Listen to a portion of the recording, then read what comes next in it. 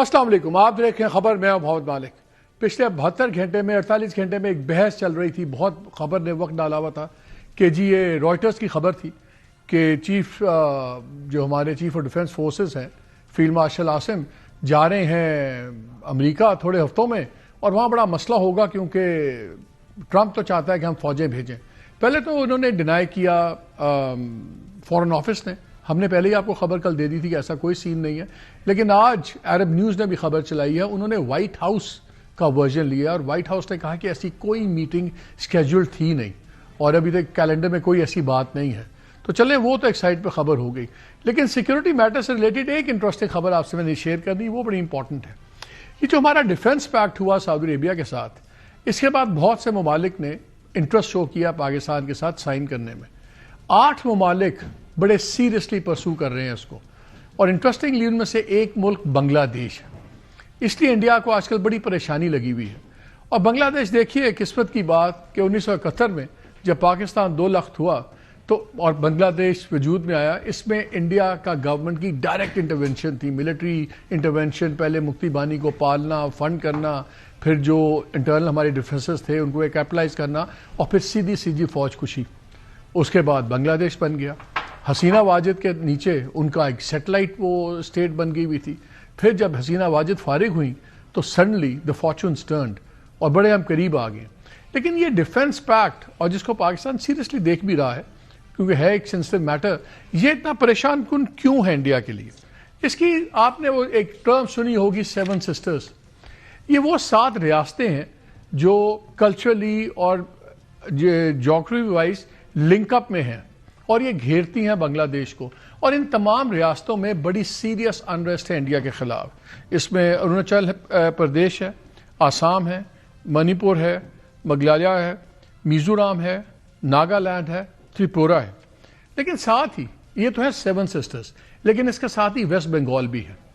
جب آپ ان سب کے بارڈرز ٹوٹل میئر کرتے ہیں تو یہ 4000 کلومیٹر کا بارڈر ہے فزیکل، جو بنگلہ دیش اور انڈیا کے ساتھ یہ بن جاتا ہے۔ جب تمام 8 ریاستوں کا دیکھیں، اب انڈیا کو یہ بہت بڑی پریشانی ہے کہ اگر بنگلہ دیش کے ساتھ پاکستان کا ڈیفنس پیکٹ ہو جاتا ہے اور ہماری وہاں پہ پریزنس ہو جاتی ہے، سیکورٹی پریزنس یا تھنگز لائک دیٹ، کیونکہ اس کے بھی خد و خال واضح نہیں ہے کہ کیا وہاں پہ کوئی ملٹری پریزنس بھی ہوگی نہیں ہوگی، اس لیے انڈیا بڑا پریشان ہے جب بھی پاکستان کی اب یہ ڈیفنس پیکٹس اور ان چیزوں پہ بات ہوتی ہے۔ اور یہ رینیوڈ ایفرٹ ہے کہ ہر معاملے میں انڈیا پاکستان کو ہر جگہ بدنام یا گندا کرنا چاہے وہ آسٹریلیا کی بیچ کا قتل عام ہو یا کوئی اور واقعہ ہو۔ خفت تو ہوتی ہے، لیکن ان کو پریشانی بہت ہے کہ پاکستان بھلے کسی اور سے کرے، بنگلہ دیش کے ساتھ ان کا ڈیفنس پیکٹ نہیں ہونا چاہیے، اور شاید اسی لیے پاکستان اس کو کافی سیریسلی کنسیڈر کر رہا ہے۔ یہ بھی ایک انٹرسٹنگ ڈیولپمنٹ ہے۔ باقی پاکستان میں تو وہی چیزیں ہو رہی ہیں، سیاست وہی، ساروں کی نظر ہے کہ 20-21 کو جو ایک جس کو قومی کانفرنس کا نام دیا ہے پی ٹی آئی نے، لیکن اس میں مسلم لیگ تو انوائٹ نہیں ہے ایکسیپٹڈلی، پیپلز پارٹی کا بھی ابھی تک فیصلہ نہیں ہوا انوائٹ ہونا ہے یا نہیں ہونا، لیکن 2-3 سوال اٹھ رہے ہیں کہ کیا یہ اگر کانفرنس کی کامیابی یا ناکامی، اس کا کتنا امپیکٹ ہوگا پی ٹی آئی کی فیوچر پالیٹکس میں؟ اور اس سے ہی بڑا سوال کہ ایک پارٹی جس کے اندر اب گروپ بندیاں واضح سامنے آ گئی ہیں، جب تک وہ اپنا انتشار ختم نہیں کرے گی، کیا وہ پارٹی ایک سیریس چیلنج دے سکتی ہے گورنمنٹ کو، جو بڑے سکون سے 1 پیج پہ بھی بیٹھی ہوئی ہے، انٹرنیشنل پریشر کوئی نہیں ہے، ڈومیسٹک اپوزیشن کو انہوں نے دیوار کے ساتھ لگایا ہوا ہے؟ یہ 2-3 باتیں ہیں، لیکن ان سے پہلے میں 2 چیزیں بھی شیئر کرنا چاہتا ہوں۔ 2 بڑے فیصلے اس ہفتے میں ہوئے۔ ایک تو آج ہوا جب جسٹس طارق جہانگیری، جن کا آپ کو پتہ ہے مسئلہ چل رہا تھا جی، ان پہ الزام ہے کہ ان کی لاء کی ڈگری ہے ہی نہیں، پھر ہوا کہ جی جعلی ہے، سب کچھ ہے، ان کا ایک کیس سندھ ہائی کورٹ میں چل رہا ہے، پھر ان کا جوڈیشل کاؤنسل میں بھی معاملہ گیا ہوا ہے، لیکن اسلام آباد ہائی کورٹ کے چیف جسٹس صاحب نے 2 ممبر بینچ نے آج ان کو فارغ کر دیا۔ یہ بھی تاریخ میں پہلی دفعہ ہوا ہے کہ ہائی کورٹ کے ایک جج کو فیلو ججز نے نوٹس دے کے اور پھر فارغ کر دیا۔ اس کے اوپر بارز کا، کاؤنسلز کا بڑا شدید ریاکشن آ رہا ہے، ان کا نام ویب سائٹ سے بھی ان کی تصویر اور سب کچھ ہٹا دیا گیا ہے۔ بہت سے لوگ کہتے ہیں کہ جی پولیٹیکل ٹارگیٹنگ ہے ان کی، بیکاز یہ ان 6 ججوں کے ٹولے میں تھے جن پہ الزام تھا کہ جی یہ ڈسرپٹیو ٹولہ ہے اور یہ بات نہیں مانتا جہاں باتیں ماننی چاہیے۔ یہ بھی ایک انٹرسٹنگ ڈیولپمنٹ ہے، اس کو بھی ڈسکس کریں گے۔ لیکن ایک فیصلہ جس پہ اس وقت ویمن ایکٹیوسٹ اور سارے بہت ناراض ہیں، وہ بھی کمال کا ایک فیصلہ ہوا، اور وہ ہوا ہے کہ جو سپریم کورٹ کے بینچ نے، جس کو ملک شہزاد احمد، جسٹس عقیل عباسی صاحب اور جسٹس صلاح الدین پنہوار جو ہیں وہ تھے، 2 ججز نے ایک شخص کی سزا جو 20 سال کی سزا تھی زنا بالجبر کے الزام میں، اس کو زنا بالرضا ڈکلیئر کر دیا اور اس کی سزا 5 سال کر دی۔ جو اب گراؤنڈز ہیں جس میں جسٹس صلاح الدین نے اپنا اختلافی نوٹ دیا ہے، اور انہوں نے اپنی بڑی سمپل کامن سینس سے میجورٹی ججمنٹ کی دھجیاں اڑا کے رکھ دی۔ اور اعتراض کیا تھا جب فیصلہ ہوا، جن بیسس پہ ججز نے ختم کی سزا کو کم کر دی؟ انہوں نے کہا جی جب یہ بچی کا ریپ ہوا، جب کیس یہ تھا کہ جو بچی صبح صبح رفع حاجت کے لیے کھیتوں کی طرف گئی تو ایک پستول سے مسلح شخص نے زبردستی اس کو اپنی ہوس کا نشانہ بنایا۔ اب پھر وہ بعد میں بچی پریگننٹ بھی ہو گئی، حاملہ ہو گئی، اس نے ایک بچے کو جنم بھی دیا، اور ڈی این اے میں یہ بھی ثابت ہو گیا کہ وہ بچہ اسی شخص کا ہے جس پہ ریپ کا الزام تھا۔ لیکن اس کا کیس ختم اس بات پہ کر دیا گیا جس میں وہ لکھتے ہیں کہ ایک تو یہ فورسیبل، یہ زنا بالجبر نہیں تھا، کیونکہ وہ جب لڑکی بقول ان کے کہ اگر لڑکی ریپ ہوئی، وہ گھر میں آئی اور اس نے گھر میں آ کے کسی سے ذکر نہیں کیا، اور پھر 7 ماہ خاموش رہی، اور پھر اس نے ساری بات بتائی اور سب کچھ۔ پہلی بات یہ، پھر انہوں نے کہا کہ یہ جو سائلنس تھا اسپیکس والیومز اگینسٹ ہر کانڈکٹ، کہ یہ اس کے کردار اور اس کے اخلاق کے بارے میں بہت زیادہ یہ واضح چیزیں بتاتا ہے۔ پھر انہوں نے کہا کہ جی یہ بھی کہا کہ اس کے اوپر کوئی اس نے ریزسٹنس آفر نہیں کی تھی، اور بات کہ جب میڈیکل ٹیم نے چیک کیا 7 ماہ بعد تو کوئی ایسے نشانات بھی نہیں ملے ان زخموں کے جو ٹھیک ہو گئے ہوں۔ یعنی کہ اگر ایک بچی کو ایک گن پوائنٹ پہ بندہ ریپ کر رہا ہے تو ضروری ہے کہ وہ ریزسٹ بھی کرے، اپنے آپ کو چوٹیں بھی لگوائے، تبھی کورٹس جو ہیں اس کو سیریسلی ایک وکٹم مانیں گی۔ پھر اس نے کہا کہ جی court further noted no resistance was offered by the complainant at the time of occurrence, کہ جی اس نے ریزسٹ نہیں کیا۔ مجھے نہیں پتا کہ اگر کسی کے ینگ لڑکی ہو کھیتوں میں اور صبح اس پہ ایک بندوق تانی ہو بندے نے، کتنے لوگ کس طرح ریزسٹ کرتے ہیں۔ بہرحال سپریم کورٹ کا وزڈم ہے، انہوں نے کہا نہیں ریزسٹ کرنا ضروری تھا۔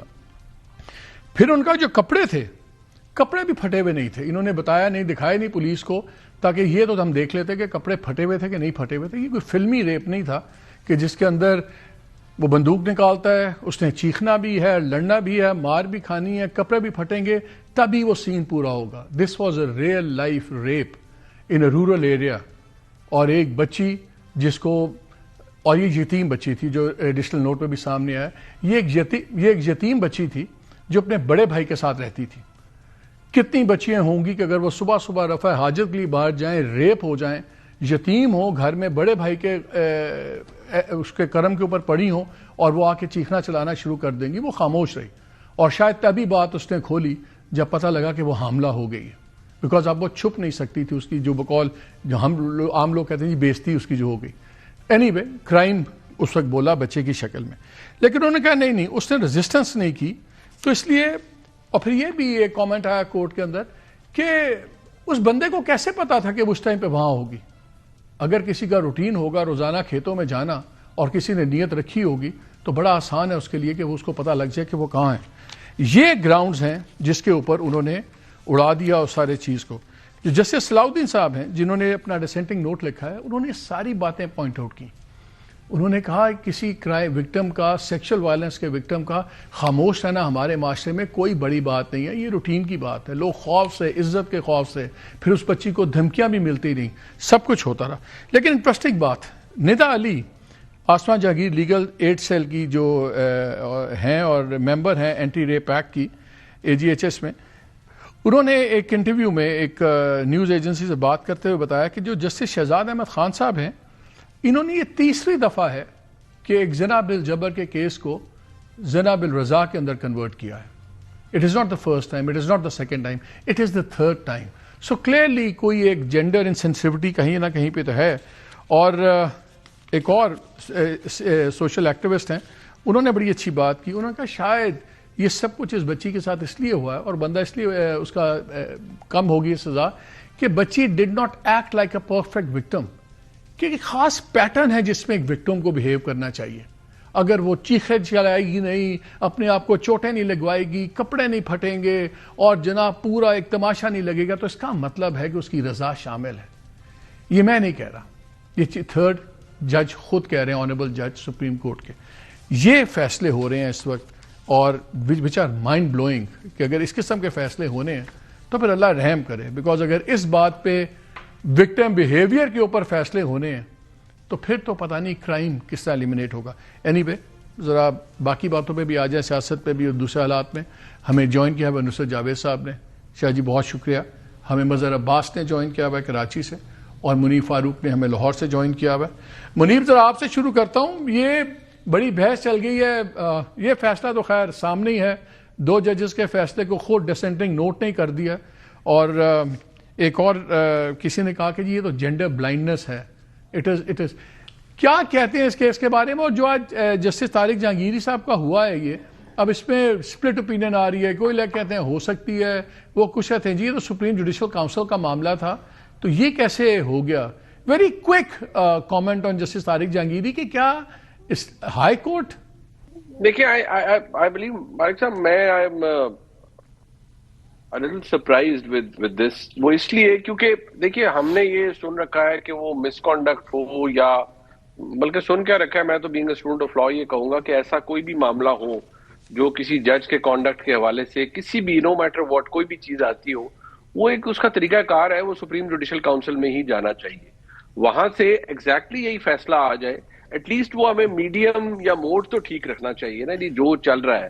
اب یہ this sounds not only does it sound and appear ludicrous, یہ ایک I'm sure جو کراچی یونیورسٹی کے رجسٹرار نے جو کہا اور انہوں نے جو باتیں وہاں پر کہیں وہ بالکل ٹھیک ہوگی, بٹ اور ان کے پاس ریکارڈ ہے اور واقعی کوئی اتنے بڑے بڑے گلچ ہوں گے, اور جہانگیری صاحب کا یہ perhaps یہ سافٹ بیلی تھی ان کی جو ایکسپوز ہو گئی.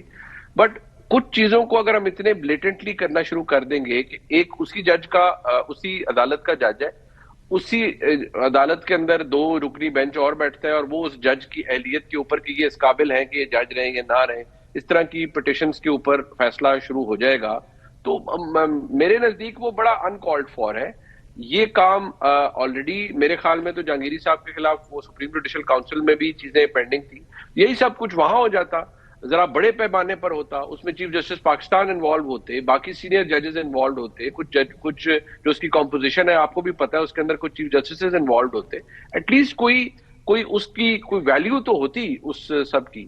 یہاں تو جو کیا ہوا ہے اور جس طریقے سے ہوا ہے, میرے اس کے اوپر تحفظات ضرور ہیں. آلدو میں دیکھ رہا تھا, اور جو رپورٹ ہوا ہے, جو کچھ کراچی یونیورسٹی کے رجسٹرار نے بتایا, دیٹ واز الارمنگ. میں ٹھیک ہے, میں یہ نہیں کہوں گا جی کہ ہر بندہ ہر چیز اپنی سنبھال کے رکھتا ہے. چلیں لیٹ سے آپ یہ کہہ رہے ہیں کہ ہو سکتا ہے صحیح چیز ہو لیکن غلط طریقے سے کی گئی ہے, تو اب آپشن کیا ہے؟ تو اب آپشن کیا ہے جسٹس جہانگیری کے پاس؟ سر وہ اس کے خلاف ظاہری بات ہے, اب یہ اس کے اندر کیونکہ ایک وہ اب کانسٹیٹیوشنل میٹر ہے, تو یہاں سے تو پھر وہ معاملہ شاید کیونکہ ایک جج کا معاملہ ہے تو وہ کانسٹیٹیوشنل کورٹ میں اس کے خلاف اپیل فائل کر سکتے ہیں, اور اس سارے معاملے کے حوالے سے, کیونکہ بہرحال وہ ایک جج ہیں اور وہ ایک اوتھ کے تحت اور ایک کانسٹیٹیوشن کے تحت انہوں نے حلف بھی لیا تھا, اور ان کی اپوائنٹمنٹ بھی اسی حلف کے تحت ہوئی, سارا کچھ ہوا. تو یہاں سے وہ کانسٹیٹیوشنل کورٹ میں چلے جائیں, لیکن جو حالات نظر آ رہے ہیں اگر یہاں پر یہ چیز آ گئی ہے تو کانسٹیٹیوشنل کورٹ میں جا کر ان کو کیا چیز ہے, اور اگر وہاں پر بھی مہر ثبت ہو گئی ان باتوں پہ تو چلیں, وہ عام طور پر ہوتا ہے کوئی جج نہیں رہتا تو وکیل رہ جاتا ہے, لیکن یہاں پر تو ان کی وکالت بھی ان کوسچن آ گئی ہے. لیکن پھر اصل بات تو یہ یہ ایک لیگل پریسیڈنٹ بھی تو بن سکتا ہے کہ پھر تو آئندہ بن گیا ہے مالک صاحب, بن گیا ہے. تو پھر سپریم جوڈیشل کاؤنسل کیا ایرریلیونٹ ہو جائے گی؟ دیکھیں سپریم جوڈیشل کاؤنسل سے پتہ نہیں آخری دفعہ کوئی ایسا بڑا فیصلہ کہاں آیا. موسٹلی تو انکنکلوسیو ہوتے ہیں, یا وہ پینڈنگ پروسیڈنگز ہوتی ہیں, یا بس چیزیں آ جاتی ہیں, بھرے جاتے ہیں, کچھ نکلتا کچھ نہیں ہے اس میں سے. آئی ڈونٹ نو وہاں پر کیا ریلکٹنس ہوتی ہے آنریبل جج صاحبان کی کہ وہ کسی نتیجے تک نہیں پہنچ پاتے. اچھا, very quickly on the other case جو میں بتا رہا تھا یہ ریپ والا, اس میں ندا علی کا میں نے جو باقی بات تو ان کی جو انہوں نے بتایا کہ جی پہلے بھی 3 دفعہ کنورٹ ہوئے تھے, انہوں نے یہ بھی کہا ہے کہ جی سیکشن 203 سی آف CRPC اس میں کوئی کورٹ اس طرح چینج نہیں کر, کورٹ کوگنیزنس لے گی جو اپلیکیشن ہے, اس پہ فیصلہ کرے گی یہ اپلیکیشن صحیح ہے یا غلط ہے. کیا کورٹس زنا بالجبر کی کیس کو آن دیئر اون زنا بالرضا میں کنورٹ کر سکتی ہے؟ مالک صاحب, ہم ایک کامن لا جورسڈکشن میں ہے, یہاں ہمیں ایک چیز کہتے ہیں جج میڈ لا, وہ بھی ہوتا ہے. یعنی عدالتوں کے اندر وائل انٹرپریٹنگ دی کانسٹیٹیوشن اور دا لا, ججز اپنے فیصلوں کے ذریعے لا بنا بھی دیتے ہیں خود.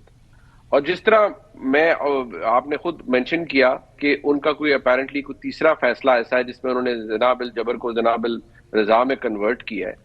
سو دیکھیں, انلیس تو کوئی بہت ہی بڑے ایویڈنس کو پیس آف ایویڈنس ان کے سامنے ہو جس کے اوپر وہ یہ کہہ رہے ہوں, تو چلے کوئی بات ذہن کو بھی لگتی ہے. لیکن دا میئر فیکٹ کہ جی جو وکٹم ہے اس نے گھر پہ نہیں بتایا, یا اس نے ریزسٹ نہیں کیا, یا اس کے کوئی زخم نہیں تھے, یا کچھ نہیں تھا, مجھے لگتا ہے کہ یہ ایک تو یہ بڑے انسینسٹیو قسم کی چیزیں ہوتی ہیں. میں کوئی یہ وہ نہیں ہے کہ یہ کوئی فیشنیبل ہے to condemn this judgment. No, being a student of law I feel کہ یہ بڑا ایرونیس ججمنٹ ہے. And one after the other اگر یہ پیٹرن بن جائے کہ آپ ہر زنا بالجبر کے کیس کو زنا بالرضا میں کنورٹ کر رہے ہیں ود دیز فلمزی آرگیومنٹس کہ جی وہ ریزسٹ نہیں کیا, وہ فلان نہیں کیا, تو پھر the society, half of the society, I'm sorry to say, has gone to the dogs already.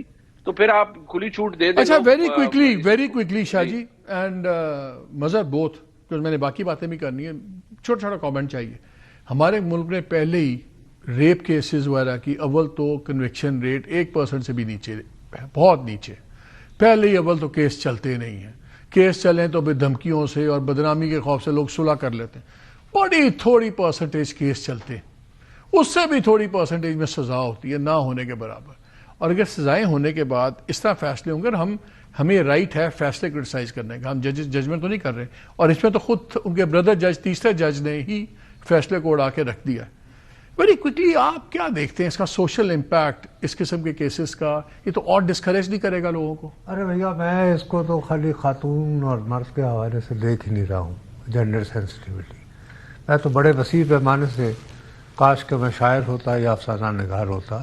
اصل میں جج صاحب کہہ رہے ہیں کہ اگر آپ پہ زیادتی ہو کسی بھی صورت میں, مرد ہو یا عورت, اور آپ اس کی مزاحمت نہیں کرتے اور آپ کے کپڑے نہیں پھٹتے, تو آپ کی رضا ہے, آپ بالرضا کے ساتھ ہیں. مثلا جتنی بھی یعنی ٹیرینیکل فیصلے فرض کرو کوئی بھی کر لے, فرض کرو تم مجھے زبردستی تھپڑ مار دو اور میں تمہیں کچھ نہ کر پاؤں تو میرا جرم ختم, تو میں جو ہوں میں نے بالرضا, آپ کی منشا شامل ہے آپ سے. مطلب اس کو میں تو اس طرح دیکھنا چاہوں گا. اور یہ جو جسٹس لاہوری صاحب نے یہی آرگومنٹ ہے کہ پاکستان جیسے معاشرے کے اندر ایک یتیم بچی جا کے کس کے ساتھ اپنا طرز بیان, جس بڑے بھائی کے رحم و کرم پہ رہ رہی ہے, اس کے گھر میں رہ رہی ہے, یہ کہے گی, وہ کہتا تو نکل جا تو کیے تھے. اب وہ بیچاری نہ ایک یتیم بچی ہے, اس کو پستول دکھا کر اللہ صبح ایک بدماش شخص جو ہے وہ اپنی ہوس کا نشانہ بنا لیتا ہے. اور میرا خیال ہے شاید اگر بچی پریگننٹ نہ ہوتی تو اسے تب بھی نہیں بولنا تھا, تو شاید وہ نہ بولتی اور وہ اس کو درگزر سے کام کر لیتی. مظہر, یور کوئک 2 سینٹس, پھر میں پالیٹکس پہ آ جاؤں. دیکھیں مالک, سیدھی سی بات یہ ہے کہ اس فیصلے کے نتیجے میں مجھے یہ لگتا ہے کہ یہ لڑکی دوسری بار ریپ ہوئی ہے. اس کی غلطی تھی کہ وہ کورٹ چلی گئی, اس کی غلطی تھی کہ وہ انصاف کے دروازے پر گئی, اور وہاں بھی اس کے ساتھ وہی سلوک ہوا. یہ جو بات ہوئی ہے, جو فیصلے میں ہوئی ہے, ظاہر ہے فیصلے آنے کے بعد آپ اس پہ کامنٹ کر سکتے ہیں. مجھے بتائیں کہ اگر یہ آرگومنٹ مان بھی لیا جائے کہ جی وہ جو وہاں یہ کیسے پتا کہ وہ لڑکا وہی موجود تھا, تو یہ بذات خود یہ بات ثابت کرتی ہے کہ اس کا ریپ ہوا. کیونکہ اگر ان کنسرن ہوتا اور اس کے ساتھ ہوتا اس میں, تو پھر تو ظاہر ہے وہ وہاں اس کی موجودگی تو حیران کن نہیں تھی. لیکن وہاں اس کی موجودگی میں اس لڑکے نے جو ہوتا ہے, جس ایریا کی ہم بات کر رہے ہیں, تو وہاں تو اس نے اس کو دیکھا اور گن پوائنٹ پہ اس نے اس کا ریپ کر دیا. اب اس کا نتیجہ کیا ہوگا جب آپ نے سزا 5 سال کی اور یہ کیس آلریڈی اتنے عرصے سے چل رہا ہے, بری ہو جائے گا. وہ شخص تو اگر آلریڈی جیل میں ہے تو وہ تو اب تو رہا ہونے والا ہوگا, یا آلریڈی اس نے اتنی سزا تو کاٹ ہی لی ہوگی جتنی سزا اس کو اب دی گئی ہے. لیکن اس کے نتیجے میں، اور اس سے پہلے ہم نے نور مقدم کے کیس میں بھی دیکھا، اس میں جو ایڈیشنل نوٹ تھا، اس کے نتیجے میں تو پھر جو ریپ وکٹمز ہیں ان کا تو اس سے جوڈیشری سے اور اس سے سارا اعتماد اٹھ جائے گا. وہ تو کل کبھی بھی کوئی بھی وکٹم جو ہے وہ نہیں جائے گا تھانے رپورٹ کرانے، کیونکہ الٹیمیٹلی اتنے سالوں بعد اگر اس نے ایسا ہی فیصلہ سننا ہے تو اس سے تو بہتر ہے کہ وہ کسی کو نہ بتا. جسٹس اسلام الدین صاحب کی میں 4 لائنز پڑھنا چاہتا ہوں. انہوں نے لکھا کہ وکٹم ایک ینگ بچی تھی، غیر شادی شدہ، اس کے ماں باپ فوت ہو چکے تھے، وہ اپنے بڑے بھائی کے رحم و کرم پہ رہتی تھی، اور ریکارڈ، انہوں نے کہا ریکارڈ یہ بھی شو کرتا ہے کہ اس کو تھریٹس دی جا رہی تھیں، دی گئیں اس کو تھریٹس. انہوں نے کہا اس میں کلیئرلی نظر آتا ہے کہ ایک بچی، یتیم بچی جو اس کے اوپر ڈیپینڈنٹ ہے، وہ ان سرکمسٹانسز میں اتنا بڑا واقعہ آ کے اپنے بھائی سے کیسے شیئر کرتی، اور کیسے وہ تو پریگننسی کی وجہ سے بیچاری چھپا نہیں سکی ہے بات، ورنہ اس نے تو خاموشی سے پی جانی تھی بات ساری. تو بیسکلی ایک پرفیکٹ کرائم اس لیے آج بندہ بچ گیا ہے کیونکہ اس کیس کے اندر ایک پرفیکٹ وکٹم نہیں تھا. کسی مووی کی طرح اس نے نعرے نہیں مارے، لڑا نہیں آگے سے، اور اپنے آپ کو چوٹیں نہیں لگوائیں، سہم کیوں گیا، کپڑے کیوں نہیں پھٹے، خاموش کیوں رہا. اب نظر آتا ہے کہ ان فیصلوں کے بعد کہ اگر آپ کو انصاف چاہیے تو خالی پرفیکٹ کرمنل نہیں، آپ کو بھی اور مجھے بھی پرفیکٹ ایک وکٹم بھی بننا ہوگا. ایک بریک لیتے ہیں، بریک کے بعد آگے دوسری باتیں کرتے ہیں.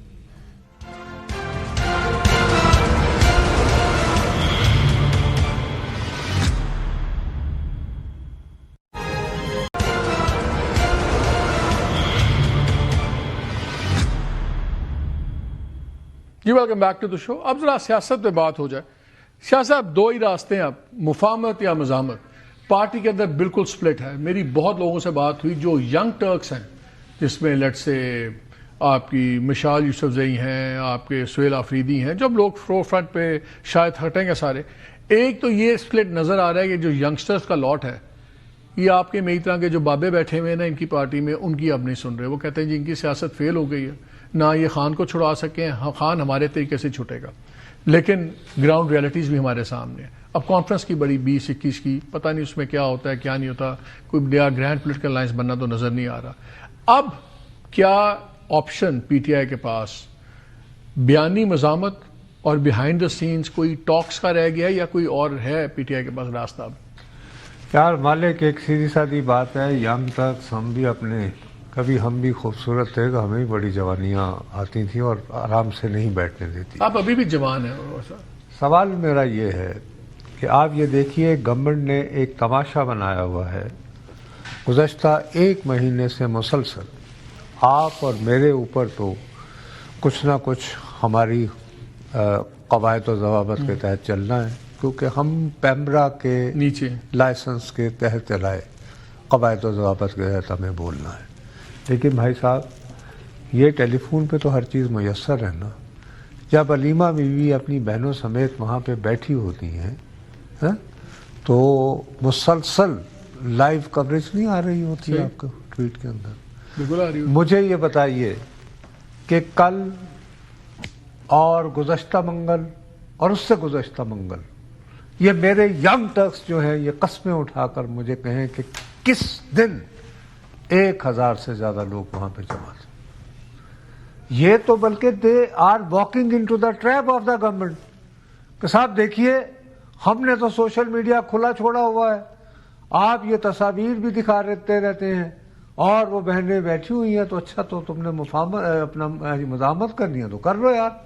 اگر تمہارے 4 یا 5 گھنٹوں کی دعائی مچانے کے باوجود یہ سارے جو ہیں بدقسمتی سے، میں جو پہلے دن سے آپ کو کہہ رہا ہوں، دیکھیں ایک سب سے پہلی بات یہ ہے، ریپیٹڈلی میں نے کہا ہے کہ آپ نے چاہے 2000 قتل کیے ہوں اور دن دہاڑے کیے ہوں اور میری آنکھوں کے سامنے کیے ہوں،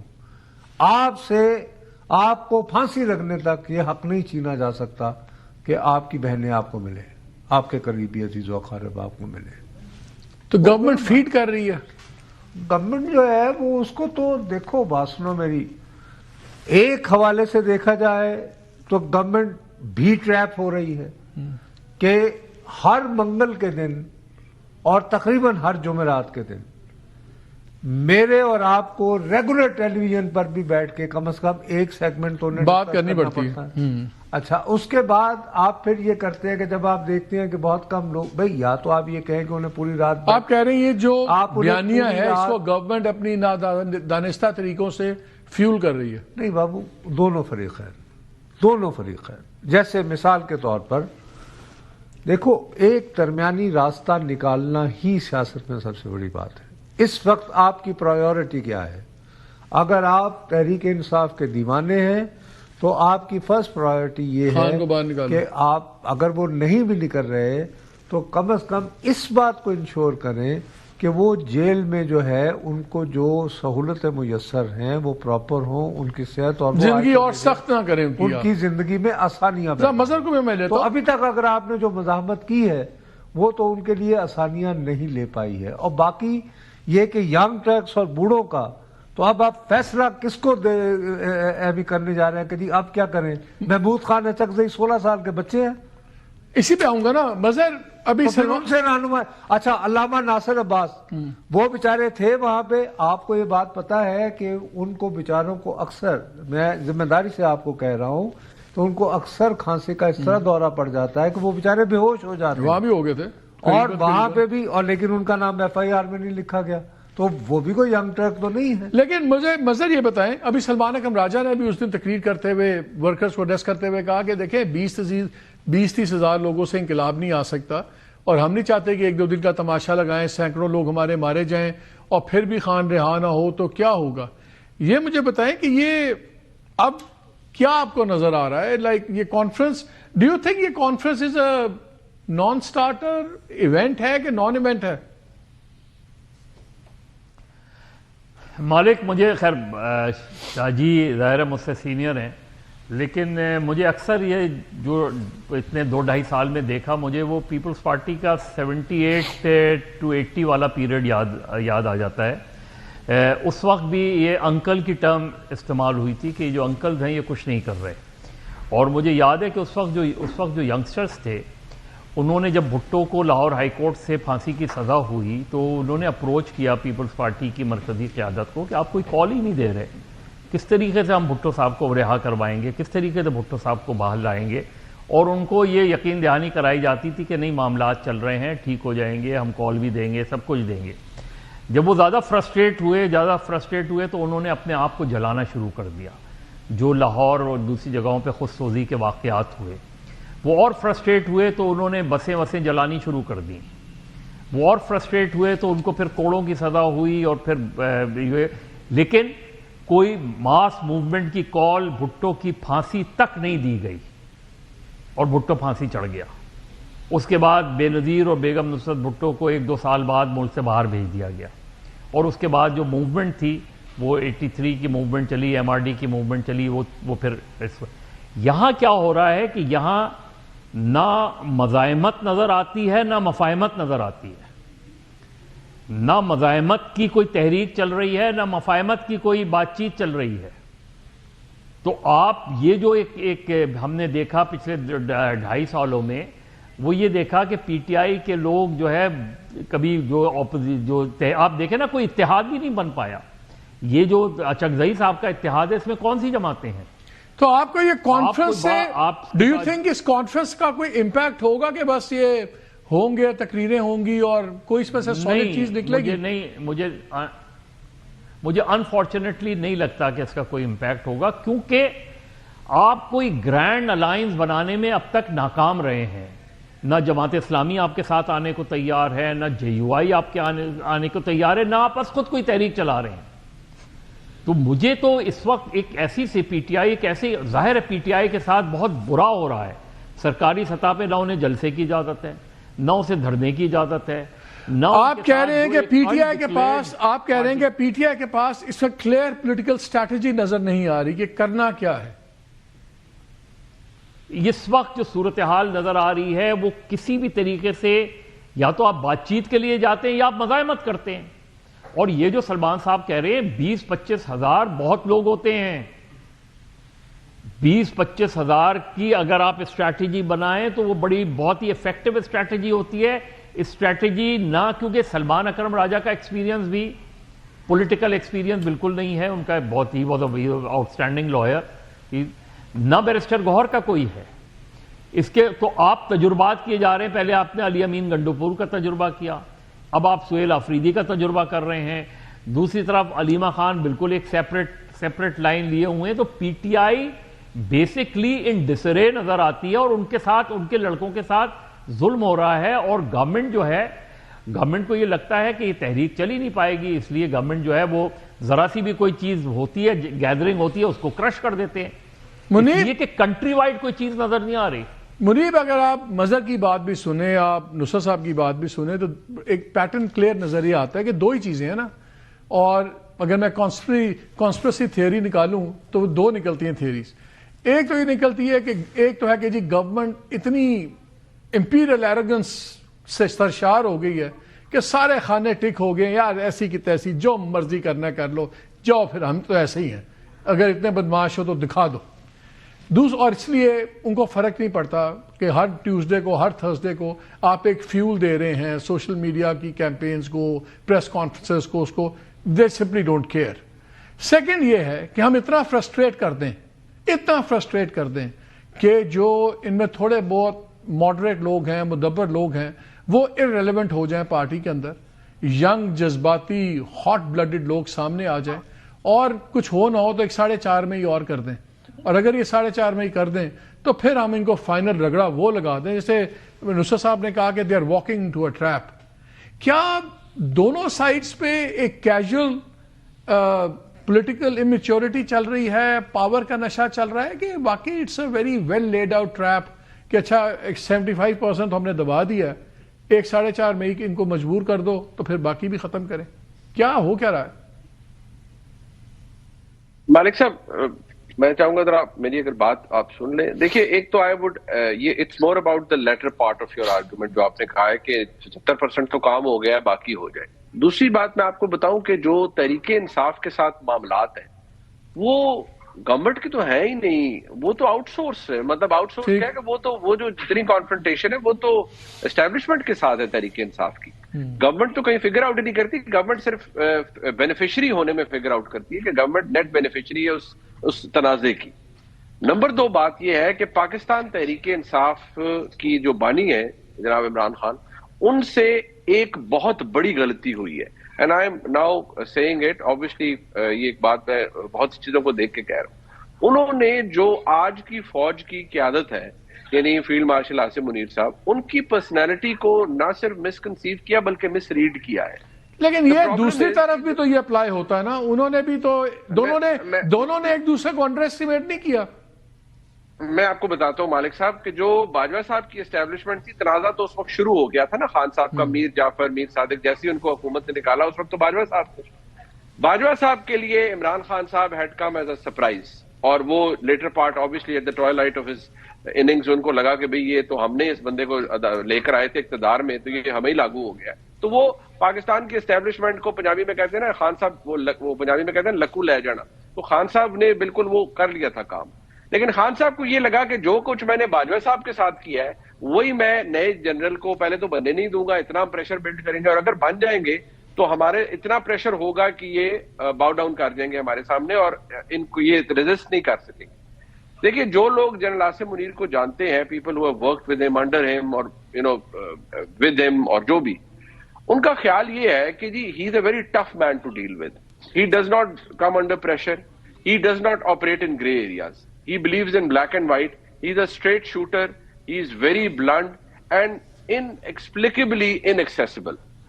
Nobody can cloud his judgment. Whatever he thinks is right. تو کیا یہ دو الفا میلز کا کانفلکٹ ہو گیا؟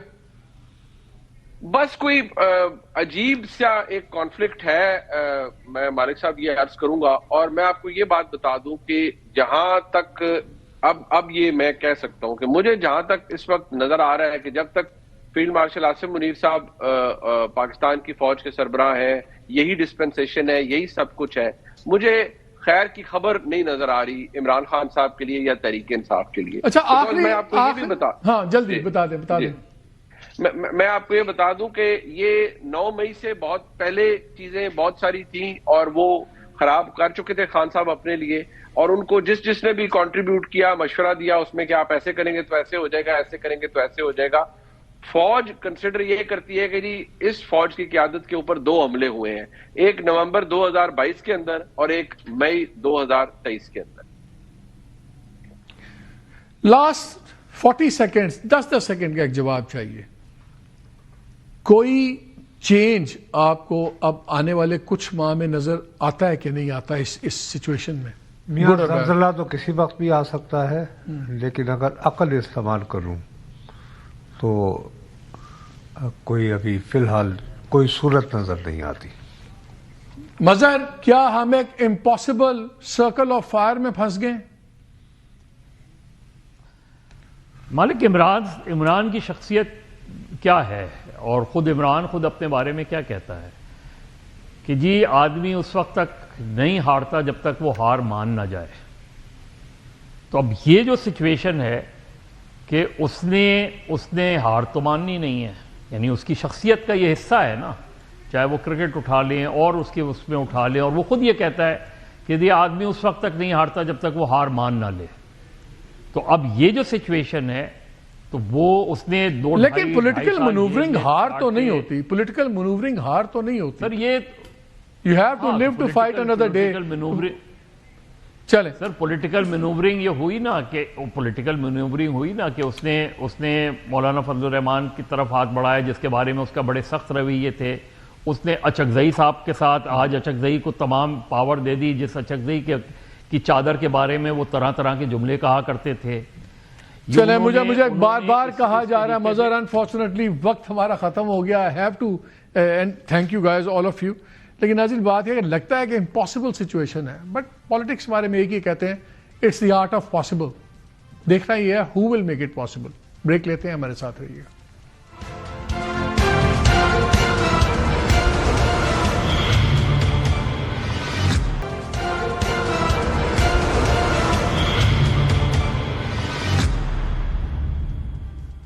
جی ویلکم بیک. آج کے پروگرام میں ہم نے 2 باتیں سمجھی. ایک تو یہ کہ جتنے مرضی impossible situation who, politics art of possible ہے. ہر چیز ممکن ہے اگر فراست استعمال ہو، اور کوئی بھی پارٹیز ہر چیز کو ایگو کے معیار پہ نہ رکھیں. اور دوسری یہ عدلیہ کے فیصلوں سے اگر آپ کو انصاف چاہیے تو سیکھ جائیے کہ پرفیکٹ وکٹم کیا ہوتا ہے، کیونکہ اگر آپ پرفیکٹ وکٹم نہیں ہیں اور آپ کی باڈی پہ نشانات نہیں ہیں تو شاید آپ کو انصاف نہیں ملے گا. اجازت دیجیے، اللہ حافظ.